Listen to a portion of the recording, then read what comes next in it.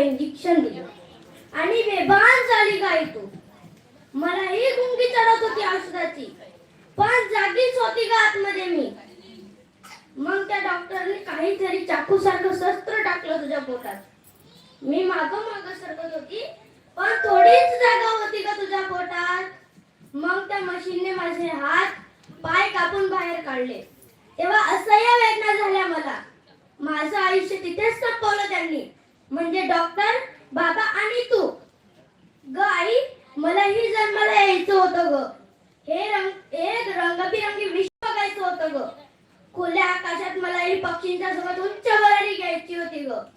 मलाही doctor, engineer होऊन तुमच्यासाठी खूप काही करायचं होतं ग. का ग आई, तुमचा म्हातारपणाचा आसरा भाऊच का.